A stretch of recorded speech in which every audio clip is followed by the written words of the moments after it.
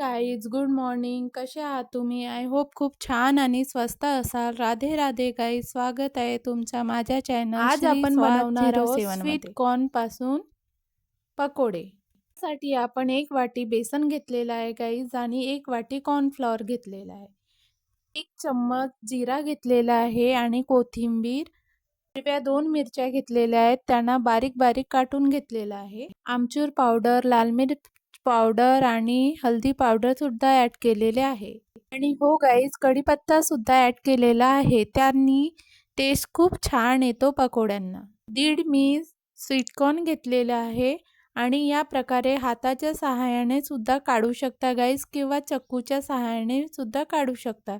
हे बघू शकता गाईज, एवढे दाणे निघालेले आहेत आणि एका साईडला मी पाणी गरम करायला ठेवलेला होता आणि इथे स्वीट कॉर्नला मी 10 मिनटं उबालून घेतलेला आहे गाईज. त्यानंतर आपल्याला थोडासा थंड होऊ द्यायचा आहे. त्यानंतर मी इथे कढीपत्त्याला बारीक बारीक कापून टाकलेला आहे आणि मिरचीसुद्धा ॲड करून घेतलेली आहे. इथे मी बेसनसुद्धा ॲड करून घेतलेला आहे गाईज आणि त्यानंतर कॉर्नफ्लॉवरसुद्धा ॲड करून घेतलेला आहे. कॉर्नफ्लॉवरऐवजी तुम्ही तांदळाचा पीठसुद्धा घेऊ शकता गाईज. रोज सकाळी प्रश्न पडतो की मुलांसाठी टिफिनमध्ये आज काय बनवून द्यायच्या, तर नक्की हा ट्राय करा गाईज. इथे मी आमचूर पावडर घालून घेतलेला आहे. त्यानंतर लाल मिर्च पावडर घातलेला आहे गाईज आणि इथे हळदी पावडर घातलेला आहे. इथे गरम मसालासुद्धा ॲड करून घेतलेला आहे गाईज आणि स्वादानुसार नमक घातलेला आहे. नमकमध्ये मी काळा नमकसुद्धा ॲड केलेला आहे आणि थोडासा साधा नमकसुद्धा ॲड केलेला आहे. तुम्ही आमचूर पावडरऐवजी तुम्ही निंबूचा रससुद्धा घालू शकता गाईज.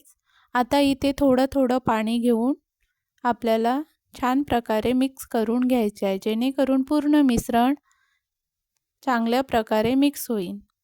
बारिशच्या मोसममध्ये काहीतरी आपल्याला चटपटा बनवून खायची इच्छा होते गाईज.